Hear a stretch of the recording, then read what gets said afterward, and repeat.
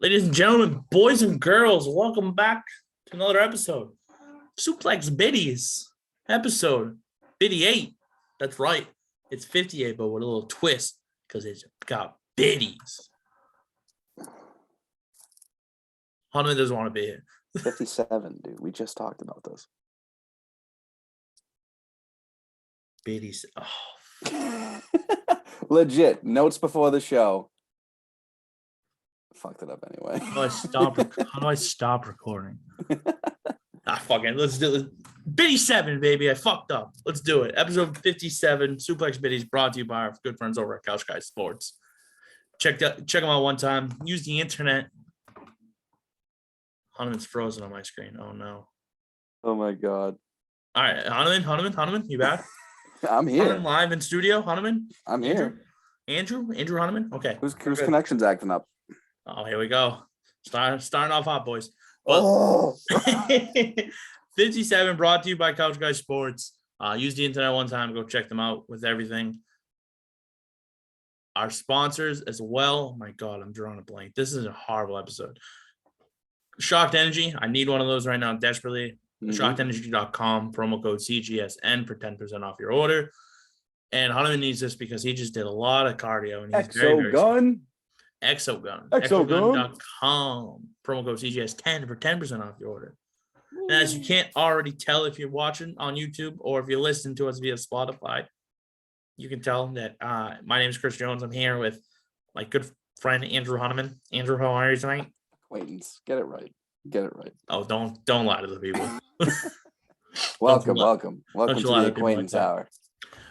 Diego is not with us tonight. Another scheduling conflict. Working and traveling. It's a little chaotic for him. So here we are. Big things. And proud. Stereo. We proud. Yeah. So, as the one true host of this podcast, the guy who's never missed an episode for this podcast, I'll let the record show that we got a little bit to talk about tonight. Let's start off first things first. WrestleMania Backlash was this past weekend. Let's dive right into it. So far, I mean, this is what we saw. Cody Rhodes beat Seth Rollins. Seth freaking Rollins. Excuse me. Almost defeated Bobby Lashley. Uh-huh. Edge defeated AJ by technical submission.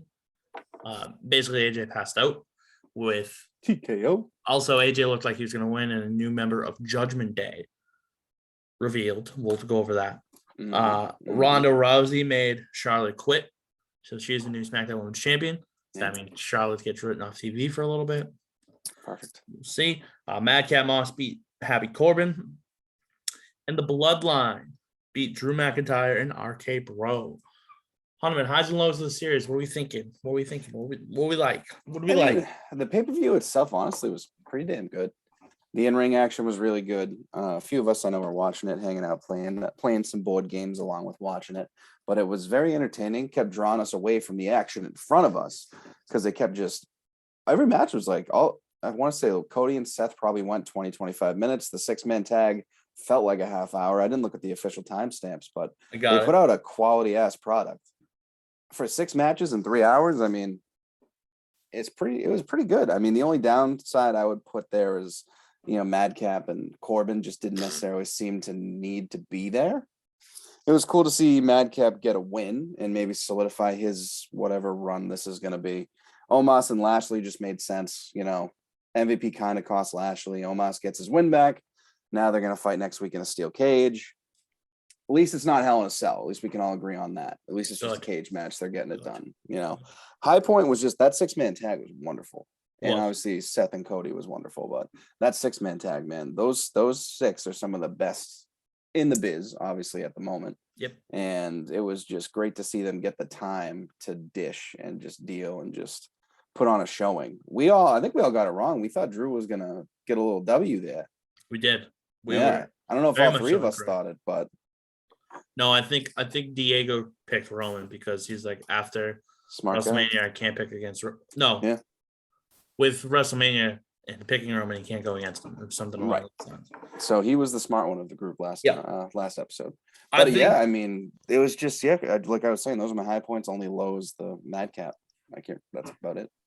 I think for me, I really liked Edge and AJ. It didn't get as much time as I would have liked, but it set up very good. That rivalry is still going strong, and that new member of Judgment Day being Rhea Ripley, something we've written. We wrote that Finn Balor was going to come save AJ Styles. Like we've basically written this entire rivalry so far. So kudos to us for being pretty spot on by the boys. Smart boys. Big time booking boys. I think for me, realistically, the I Quit match, it was good. It wasn't great. With the whole ordeal of it being an I Quit match and one of them actually saying I quit. But I think it was good to get the title off Charlotte. Now we get the reign of Ronda. Yep. I have an idea of what Ronda could be up with for her next challenger. Seth and Cody was great. That's another one that's still going strong. That's going to end in Hell in a Cell. Yeah, I really wish they weren't going to string it into 3 matches, but that's classic WWE. And it has the heat to be a Hell in a Cell, so I guess that's where we are. But then I just want to know what's next for Roman Reigns, because the Bloodline, I figured if Drew pained Roman, that sets up a whole thing. Roman gets pissed off and nothing. Yep. So now what? Does Drew even get in a title shot still? They keep foreshadowing Nakamura stepping up to Roman and fighting him at some point because of how he's sort of blaming the Usos for Boogs' injury. And I mean, that'll be a decent match, but no one realistically expects Shinsuke to beat Roman. So it's kind of like maybe placeholder feud. Maybe if this was 2016, Shinsuke coming off his 2-time NXT championship. Or that Royal Rumble win that went nowhere, where he eliminated Roman Reigns, by the way. I remember. Listen, I'm still mad at the fact that we literally went to SummerSlam and watched him lose to Jinder Mahal. Yeah, I know. That was not a good time. No, it was not fun. No bueno, as they say. But it seems like he's teetering around that upper mid card, could get a title match, could just be a SmackDown match. But you really you unify the titles, and it's been a month plus since you've had a championship match, which is pretty dumb. Right. A lot of people are complaining about that. People still thought Roman was hurt, but he's been wrestling. Let alone it has been a tag team type of thing. But you really got to get some champions in there. Cody's obviously padding his resume and a reason to dethrone him. And I still think, as we said, that July 4th American Dream, Money in the Bank, whatever it is, just makes such perfect sense. So the only thing that worries me about that is, did you see their video about Money in the Bank? No. Cody basically said that the winner of Money in the Bank goes to WrestleMania, which I think it was it might have just been a misjudgment of words or whatever. Yeah. But when I saw that, I immediately was like, what's the point of the Royal Rumble then? Yeah, I know, right? You still have 2 Rumble matches. Yeah, I was like, it makes no sense to me, but whatever. It's fine. Was that a commercial? Yes, I saw it. I'll have to look that up. I'll have to send it to you. We'll have to tweet it out and be like, what? Yeah, but no, like we said, it makes no sense. I think Cody is who they're going to give the Money in the Bank to, and I don't think he holds it long. Yeah. So just thinking long term, thinking future. Men, we think Cody. Right there, boom. What about the women? Who gets it? Money in the Bank you want to talk about? Yeah. Just briefly as we're on the topic. Bailey. Yeah. They've been waiting for her to come back. It's a good way to do it. If she's going to be healed too, it's the perfect thing for her. Realistically, I think you know who or Rhea. It's Rhea Ripley. It should be Rhea Ripley, especially with the whole Judgment Day angle. If this Judgment Day thing goes wild, which I hope it does, because it'll very much help her along the line. I think she is definitely could be a shoo-in for the Women's Rumble finally. After making it to the final few every year. Yeah. I'd be nice to see her finally get that Rumble victory too. Right. They're looking real far ahead. Yeah. I wouldn't be surprised either or. Yeah. But I just think so if Cody wins, we're talking about hypotheticals now, and I love it. Say Cody wins July 4th. What's his SummerSlam match? Who's he defending against? Seth Rollins. You think? Kevin Owens, maybe. That wouldn't be a bad one, because realistically, I think you could do one of two things. I think you could either, if a guy who currently is in filming season 2 of a certain show doesn't want to come back and face Edge. I think Edge versus Cody Rhodes for the title. Talking about John Cena. Talking about John Chana, as Santino Morello used to call him. But if so, like think Cody versus Edge for the title at SummerSlam, that's a big draw right there. That'd be great. Yeah, it's a dream match. You could. There's a lot of people you could slot in there. I mean, they're the heels on Raw are pretty. It's Owens and Rollins, obviously, and then Lashley's after that, now more of a face. Yeah, Lashley's 100% a face. You could throw Omos in, but no one wants to see that. I'd rather get my eyes picked out by needles. Bleached. Yeah, same, bro. But yeah, no, it's. I mean, thinking ahead, you gotta get by Hell in a Cell, which feels like it's kind of unfortunately going to be another throwaway, just because it feels like you're not going to do anything too crazy before Money in the Bank, unless they do a hard reset with Hell in a Cell and make it actually be the end of all the storylines going on, rather than stringing everything along. But it's in Vegas, I believe, too. It's funny seeing Cody Rhodes promote an event in Vegas. That's Money in the Bank is in Vegas. That's what I'm talking about. Oh.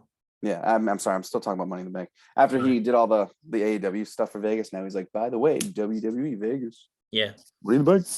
Well, they're also in the Allegiant Stadium, so it's a much bigger deal than when they're in Vegas. When AEW's in Vegas, so stadium shows. That's when we're gonna get 4 or 5 in a row, right? Money in the Bank, SummerSlam, London. Yep. Or somewhere in the UK. Hell yeah, dude. Love that. So Money in the Bank is Allegiant. SummerSlam is Tennessee. Mm-hmm. Clash at the Castle, it's called. Yep.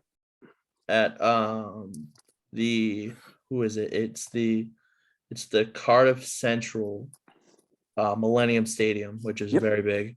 Mm-hmm. And then a lot of people seem to think you might.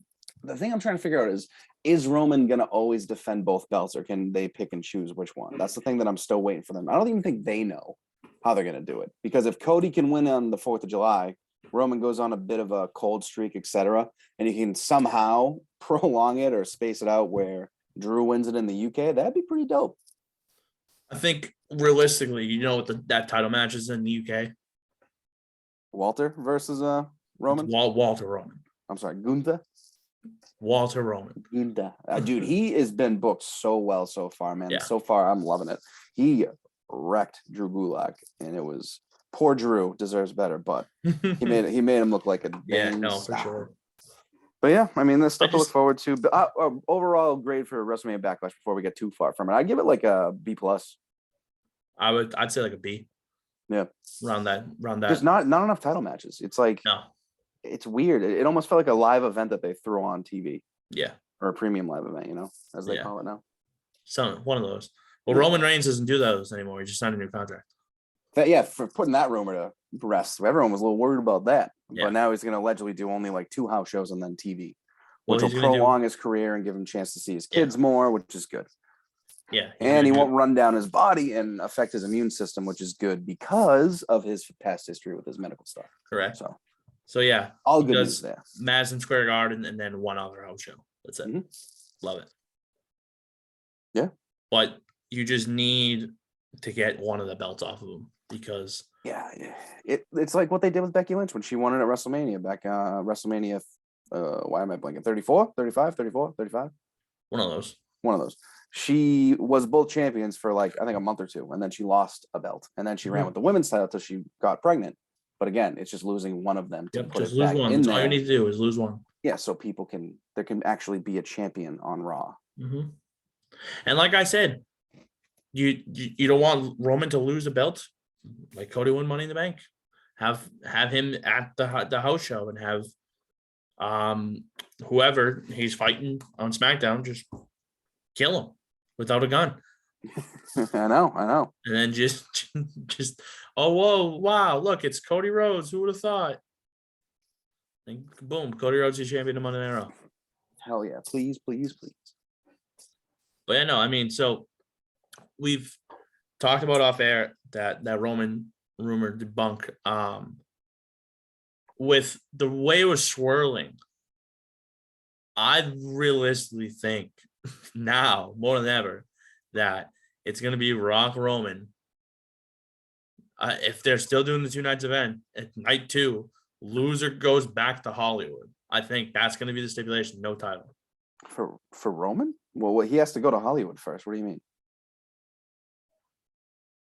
Didn't he star in Hobbs or whatever? He didn't star in it. He was there. Okay, well, he's been in Hollywood. Yeah, it'd be cool if he had a few roles and they did something like that. Or that match does not need a championship, which I think No, we can it all does agree not. on. It does. It does not. It shouldn't have a championship. No. That's just a Samoan heritage bloodline battle. You don't need anything else.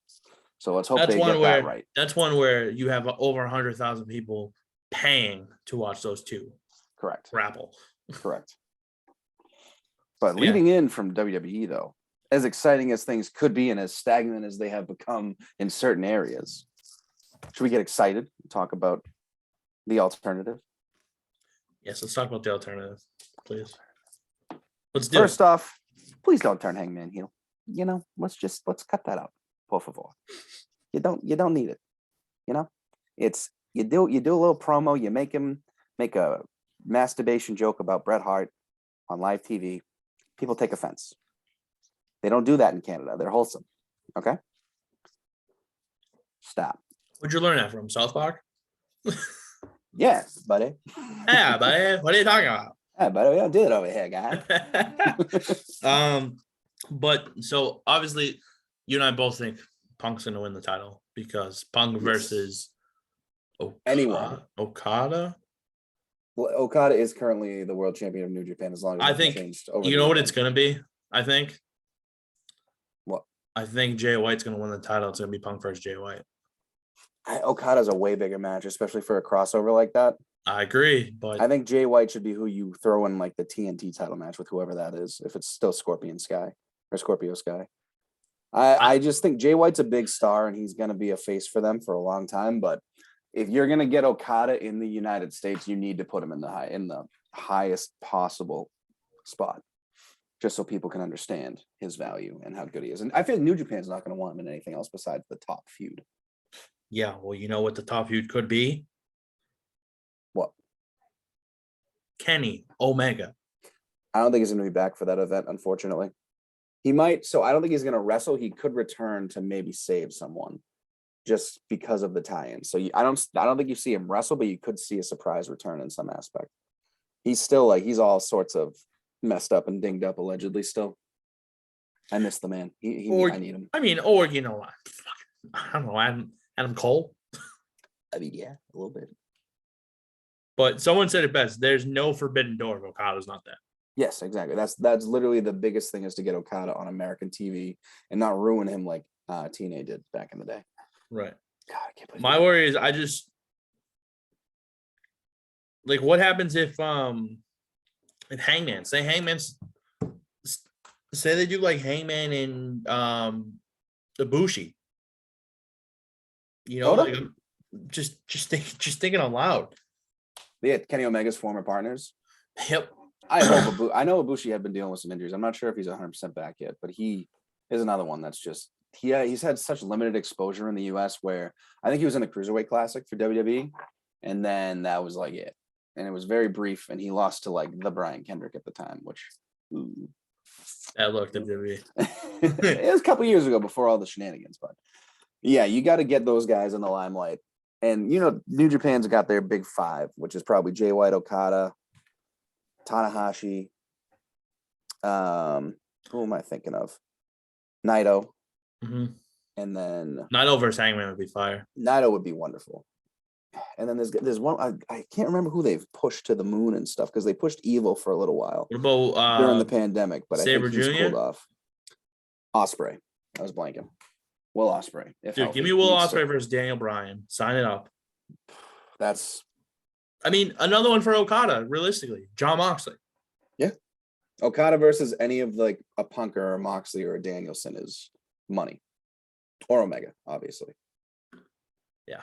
But that's a little bit of ways away. Obviously, we got Double or Nothing. We got Punk Hangman. We got a lot more matches coming to fruition. Owen Hart tournaments are getting going. Yep. What do we got for the qualifiers for a little bit? Let's talk about it. So the qualifiers are over. We're in the quarterfinals now. Right. So let's talk about it as I pull it up here. You want to start with the men or the women? Well, do you want to start with our wild card predictions? Well, no, because that ties into the whole thing. You know what I mean? Sure.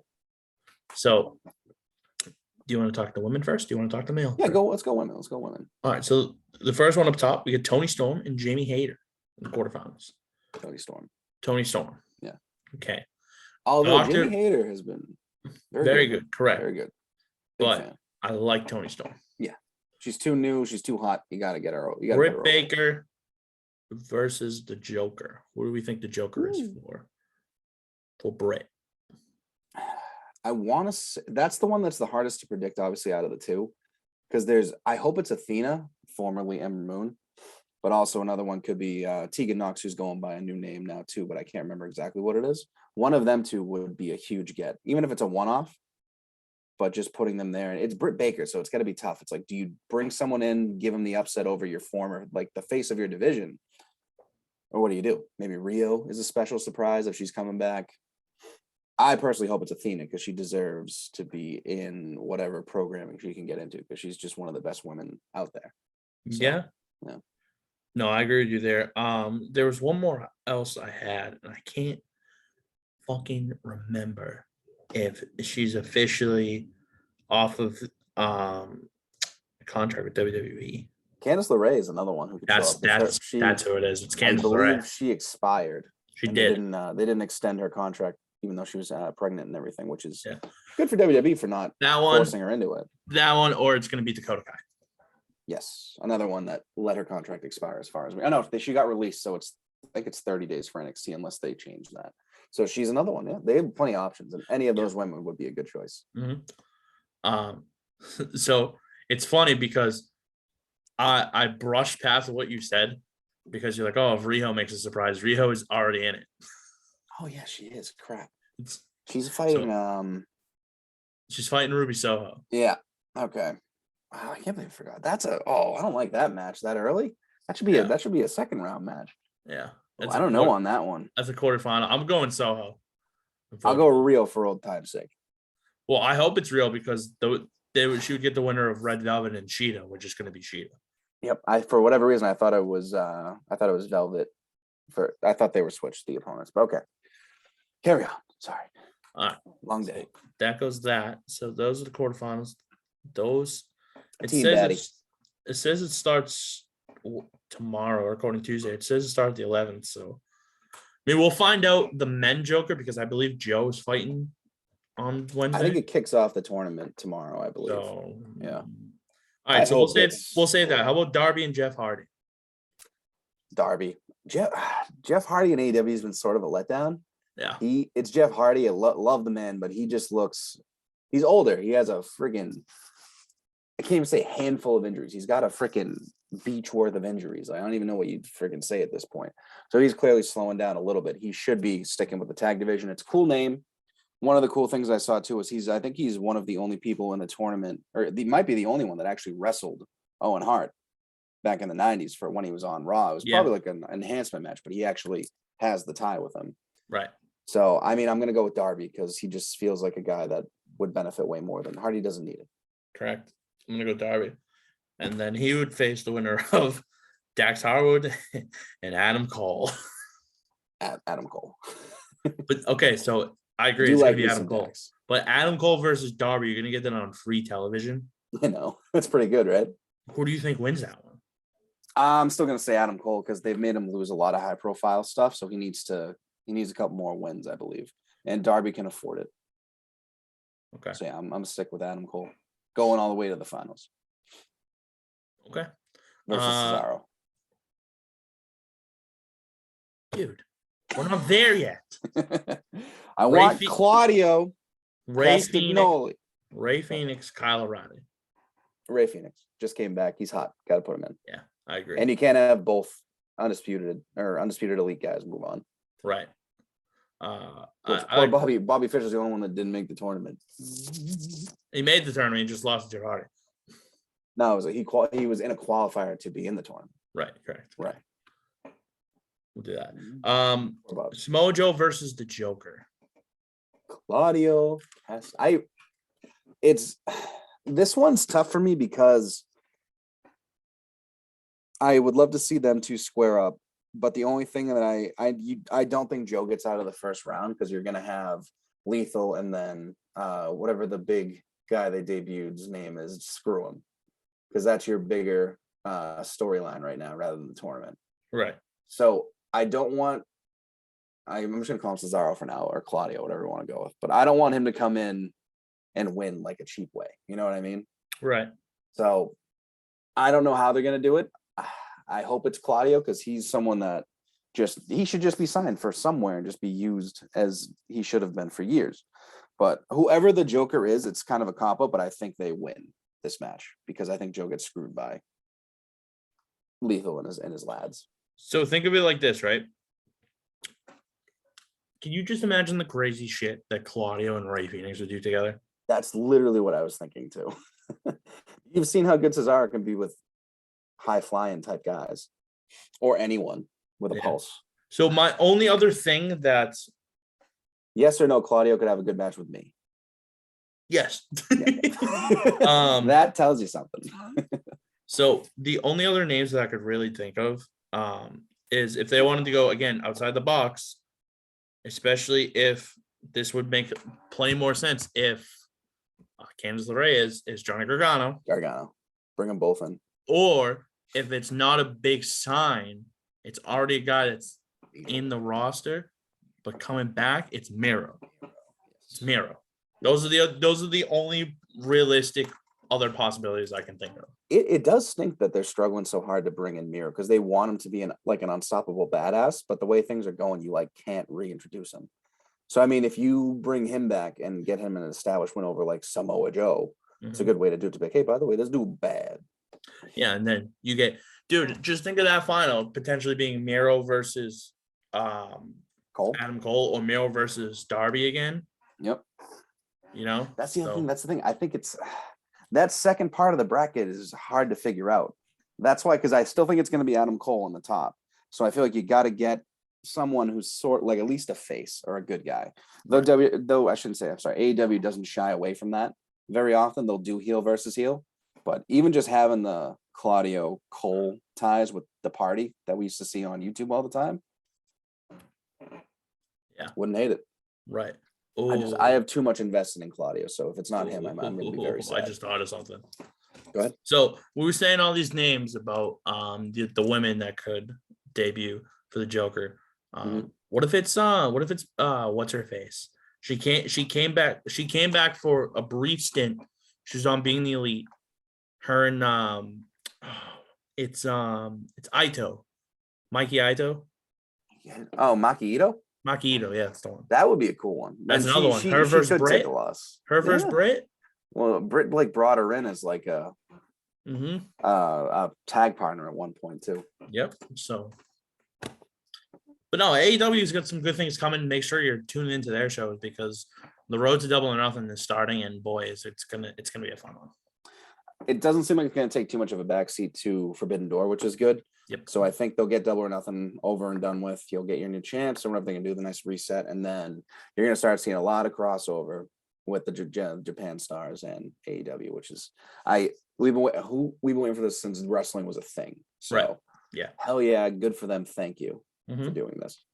Any final thoughts before we conclude whatever number this episode is? 50 cannoli. I don't know. No. Get cannolis off your mind for Claudio. God damn it. Claudio Castig Cannoli. That's right. My man.